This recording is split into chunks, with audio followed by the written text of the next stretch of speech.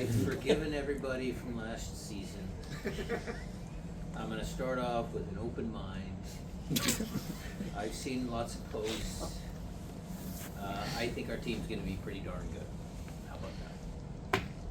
All right, we'll get started. Maz, yeah, it's like first. Brian, you got a lot of new shiny toys in Well, which a for few. you to be able A to few. mix and match. The opportunities provide for you to be diverse in attack, and I would say defense with Josh Tench going to center. Which one do you wanna talk about, the attacking or Josh? Let's first? start with the attacking, sir, please. Attacking stuff. So diverse, yeah, we have options.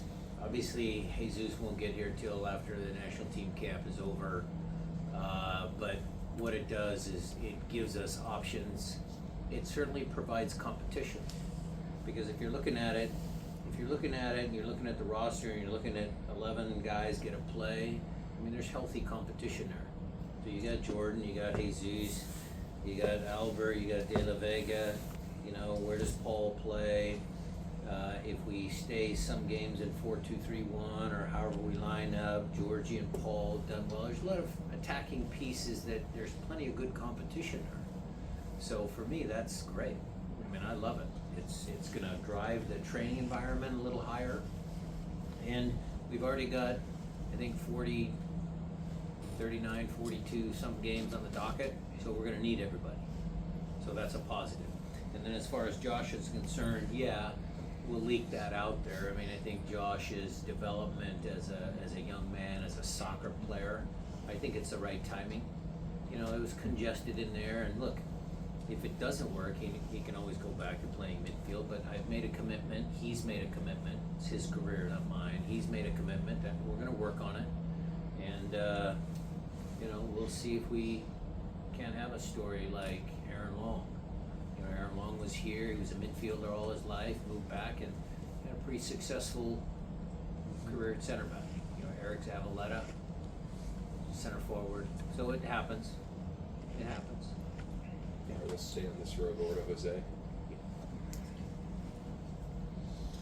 Brian, you mentioned that, you know, it's a new year. What are some of the things that excite you about a fresh start to a season? Not just from an implementation of what you're trying to do, but from a culture fostering ability or opportunity for creating something and shaping it to what you want it to be. I think what we're trying to do, Jose, is kind of just evolve the team to be a little bit better in certain areas of how we play, but also in big games, in big moments. Because last year I think we got to a quarterfinal, semifinal, and what is that intangible, whether it's culture, whether it's competition, whether it's the way we played, scoring goals, you know, how does that evolve the group to get past some of those, you know, teams that we failed against in those big moments. We're always excited as coaches. I mean, we had a good time last week planning things. We're excited about our trip to Spain. You know, it keeps old guys like me young. You get new young guys in here to try and see what they can do, see if they can make the squad. It's always an exciting time for coaches. All right, we'll head back here to Alyssa, and then we'll come. Hey, Coach. Paul just characterized himself as an annoying pest. And then we also heard Christian and Jordan say that he's kind of known for getting under players' skin, but they love him as, you know, obviously a friend. What does a player like that do for a team?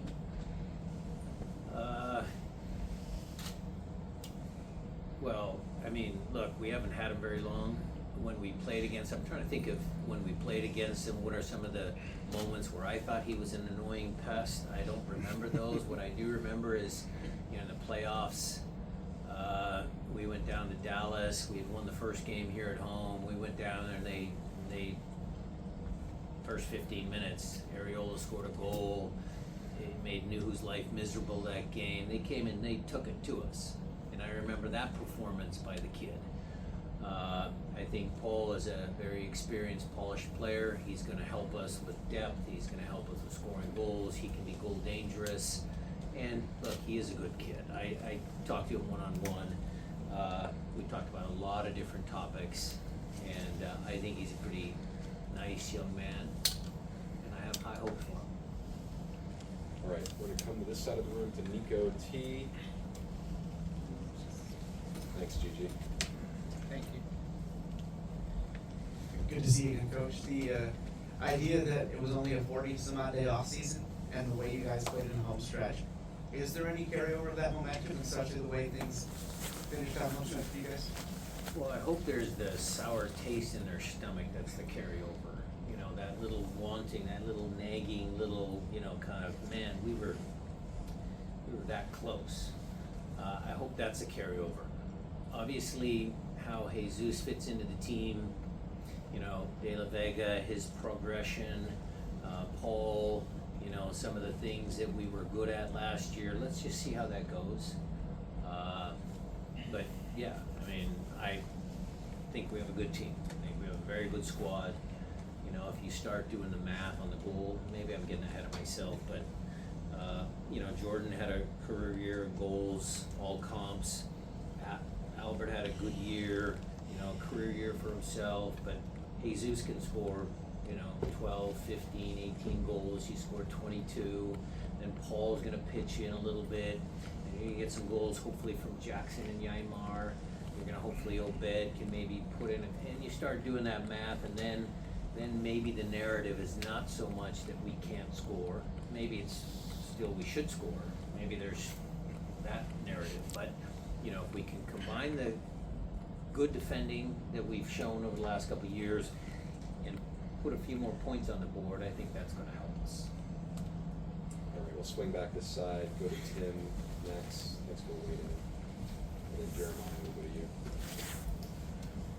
you. All right. I'm going to ask you if Christian's analysis is accurate. He said that Paul and Jesus might bring a little bit of randomness and unpredictability to how you guys attack. That maybe at times last year you were a little too, not station to station, but a little too predictable about how you were going at goal. Is that a fair analysis? And what maybe will those two bring that is different in your mind than what you had in the past? I don't know if I'd agree 100% with that. I'd have to think about why Christian said that, but look, yeah, Georgie, and he was unpredictable. I mean, Paul was pretty unpredictable. Nobody predicted that. But the stylistic way we played, the formation, was that too rigid? I don't know.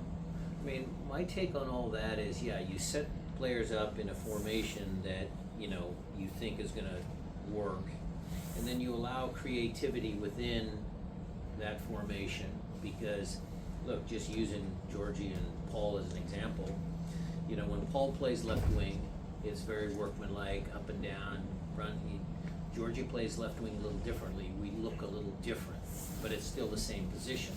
What I would say about Paul and Jesus is you've got a couple of experienced guys that can make things happen.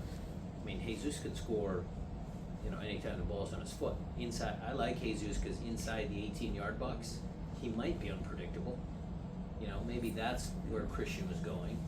And Paul, you know, again, there, we'll take a look. We'll see what's in there in preseason. But, you know, if he can, you know, be unpredictable and score a bunch of goals, I'd be happy with that. Jeremiah? Yeah, if you look at this team on paper, it feels pretty complete. That there's not a lot of room to move around, and just curious where you, like, how would you compare this in terms of completeness and how that changes the way you go into preseason when so many pieces are already in place? Like you know who you're going to have. You're not waiting on a big signing the way that oftentimes ends up happening. You mean the fans are? No, I mean you when you approach it, or no, I'm saying the team is you know what you have. Yeah, exactly. We know what we have now, yes, but the team constantly changes. There might be, you know, a summer signing. You know, I've asked Craig for some certain things as we look at the longer term, you know, roster construction. Maybe you can answer that question that way. Because look, we've got some guys that are getting a little older, and you know, we gotta start thinking about, okay, what happens when Ymar goes, and if JP moves on, we kind of solved that one a little bit, but, you know, and Jordan's 30, and, you know, you just, that's normal business for Craig and Adrian and those guys to think about. As far as our preparation, my preparation as a coach, I think it makes our job a little bit easier knowing what we have. But again, the challenge with that one is just Jesus. Because where is he going to fit? Exactly where is he going to fit? Because you're going to play with two forwards, he's a little withdrawn, where's his tendencies? We'll need to see him up close and kind of make those final decisions. And again, look, you know, every season is a little bit different, and the starting lineup, day one, might be a little different come towards the end of the season. Coach, to kind of Jeremiah's point, I wanted to ask you, in today's MLS, a move for a guy like Ferreira is probably underrated. Probably doesn't get that respect that you know he should. When you think about when you first heard that he was a possibility, that you were going to bring him on, and now that you have him, when you look at a guy that's at his age and has the trajectory both at the U.S. men's national team and the MLS level, how excited does it get you? And can you kind of give us some feedback on what you thought initially from the move? For sure. I think you're right. Look, and everyone is entitled to their opinion, and certainly the sport and, you know, the social media channels, everybody gets to talk about their team, and I appreciate all that. I get it. But we are adding a player who started in a World Cup match, okay? A kid who scored 22 goals in a season, and you try and buy a player that scored 22 goals in whatever league he's playing in, I mean, that's going to cost you some money. So we can all wait and see, and let's keep our fingers crossed, and I don't want to put a lot of expectations, because it's not just Jesus, it's got to be everybody that pitches in. I mean, we needed to use everybody last year because the seasons are long. We're in a lot of competitions. You know, we've got a long season to go. But getting Jesus and him being able to, you know, pitch in, like I said, his amount of contributions, goals and assists, that's going to help the squad. So I was very excited. And look, the other side of that, the flip side of that, the conversation that's going on is, look, people are saying, well, is Jordan Morris an EP? Well, he actually earned that. He earned that. And Jordan got better as the year progressed. Remember, I made that change almost halfway point of the year last year. So other than his rookie season when he played forward a little bit, he's been playing both wings, a spot at number 9. It was 6 months as a number 9, and he's even going to get better. So let's just see. Let's just see how it shakes out. All right, Jackson, thanks for your patience here next year. Felipe, I see you. Hey, Coach, you talked about meeting with coaches last week, you know, talking about preseason. What are specifically in those boxes you want to check off this week here and then throughout Spain? What are the goals for this preseason? Fitness and assessment this week, because we got to assess some of the young kids, draft choices, who we like, get a final roster to go to Spain, which defines players are going to come with us, the young guys, and then in Spain we'll really dig deep into the tactics and the way we want to play. The games over there are against good competitions. We got some good games lined up. We get excited about that. You're playing against teams from Europe. It just feels different. The place we stay in Marbella is very nice. The training grounds are very nice. So it's been a good trip for us. But we're excited. It's you know, it's back to work. It was a little short. I didn't know it was only 40 days because we're working all the time. But you know, we're excited for it. All right, over to Felipe, and then Nico answering after that. Maz, I see you.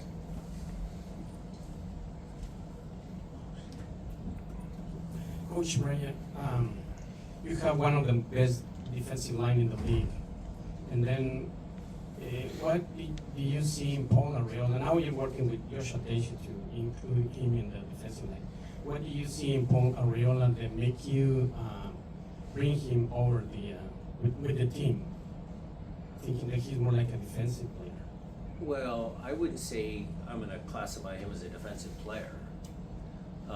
Where Paul ends up, if we play 4-2-3-1, he would play right wing. In a back line of 5 as a wing back. I mean, he can play both of those positions. But look, Felipe, you know me well enough by now. I mean, everybody has to defend. I mean, Raul had to defend. God bless him. I mean, he scored a lot of goals for us, but even he had to defend. Jordan has to defend. Jesus has to defend. They all have to. It's a team sport. So, you know, as far as is he classified as a defender? I don't think so. All right, Nico.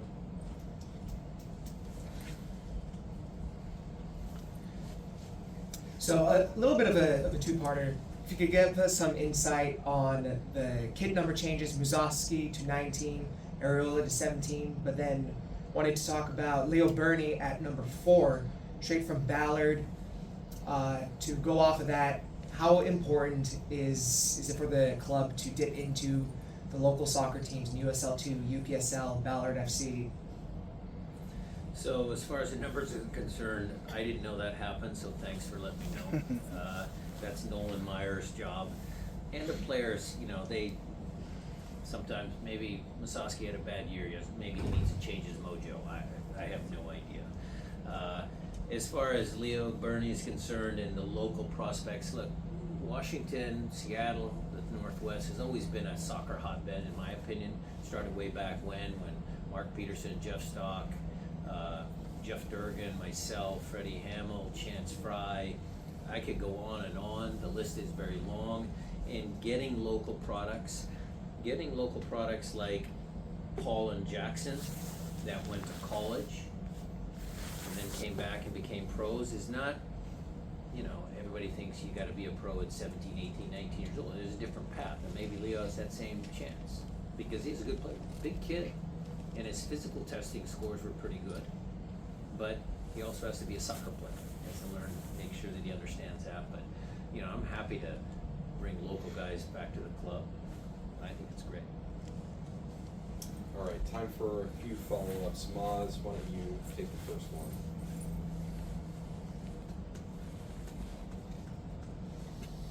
See if I could be succinct on this. Brian, you talked about at times last year you needed that bite in your players, and now you just talked right now about the need to finish in reference to semifinals and to get over the top. Did the two players you bring in, because they're both known for tenacity and the ability to finish, is the hope there that they can bring that and that could be infectious to the team? By Pacific Northwest Grit, when I brought the guys in here earlier this morning to talk about life and what it means like to, you know, enjoy their careers, because being a pro athlete's a really good career and they're lucky. If they're upset or they're angry that, you know, the coach doesn't like them or the coach doesn't play them, or, you know, they've had a bad day for some odd reason, I just say, well, look at the people that are dealing with fire and losing everything they own down in LA. Or look at Megan Young, one of our strength and fitness coach, who had a really horrible form of, well, all cancer is horrible, but she survived. And so you think you're having a bad day? Somebody else is having a worse day than you, so don't complain. And I don't think that, you know, Jesus and Paul are gonna, you know, bring a new type of attitude there, because I think that's already ingrained in what we do here. I always tell them to read Boys in the Boat, because it's a great book. The movie was not so good, but I love the book. I love the book, right? It talks about the Northwest, and that's what I think about when the Seattle Sounders come to mind. So they gotta actually come into that fold, Jesus and Paul. They gotta embrace that, because they are gonna work, they're gonna defend, they're never gonna quit. That stuff's gonna be beaten into them. Now, what are they gonna bring? So against the LA Galaxy, I mean, could we have, you know, gotten a few more chances out of all the possession we had against the Galaxy? You know, LAFC, some of those struggles. Can we score a couple more goals there?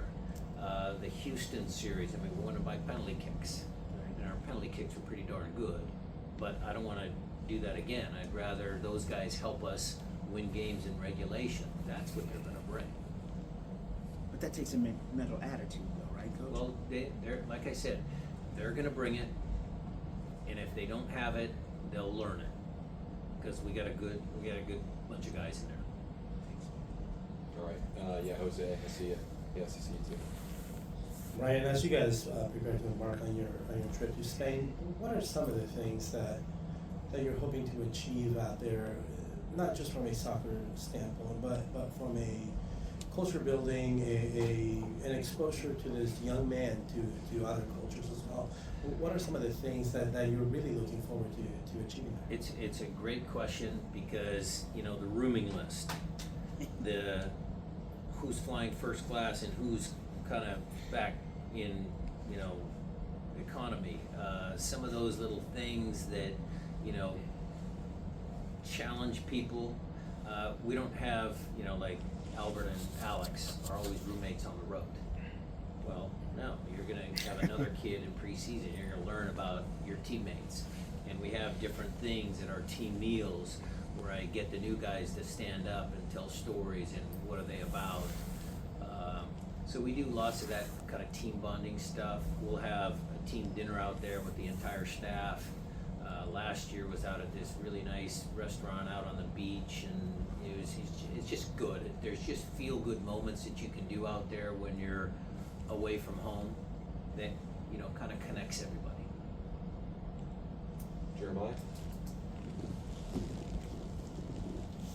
Yeah, a couple, I guess, practical questions on Josh. Did he initiate that, or was that something that you guys initiated in terms of trying out this new position? And then I guess you could just give sort of a general health update. It looks like Paul and Reed are maybe still doing a little side work. So Paul and Reed are still recovering from their injuries that they had late last year.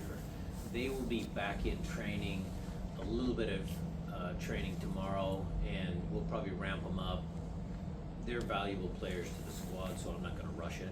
They'll probably do most of the work in Spain, but there again, we need both of those guys. And then as far as Josh is concerned, we started to think about that last year because he just wasn't getting enough playing time. He's a talented kid. You know, he's super talented, but where does he fit? Because Obed and Christian now, and then JP, and you know. So there was a little bit of a logjam. Danny Leva. So there's a little bit of a logjam. So Josh has all of the physical characteristics, especially if we do go back to a backline of 5, play one of the 2 guys out here. Jackson plays in the ball. Josh is, you know, got the technical ability to carry the ball forward. You know, he's got to improve on his heading, but he can defend out wide. I mean, there's plenty of reasons why his profile fits that position, but it was kind of just a conversation that started a little bit last year. I talked to him here before we started, and you know, he's gonna embrace it. He likes it. Go last one. Just wanted to get your thoughts on, I mean, something that maybe it's also not very looked at is that this might as well be Pedro de la Vega's first year again. I mean, he got so little time. What is your thought process on working him into everything that you're looking at? And do his expectations change this year compared to his first year? And how do you work that with a guy like him? I'll keep the expectations again in line. It's probably a little bit, the expectations jumped up a little bit because he played some decent minutes last year. Would I say he had a complete game? Maybe that one game where he subbed in, he was really good, and there's another game that he was okay. But yeah, the expectations might creep up a little bit, but it's always the how. How do you get him to match and meet those expectations? Well, number one, his testing, way better than last year when he first came in. The body fat, the strength, he's a much better athlete now. And I think now that he's kind of gotten the hang of it, had some hiccups with the injuries, but there's no excuses now about assimilating into an American culture. So I think he's checked a lot of boxes already. And so now, you know, he's just got to perform on the field. Thanks all. Thanks, Coach. Thanks, everybody. Thank you.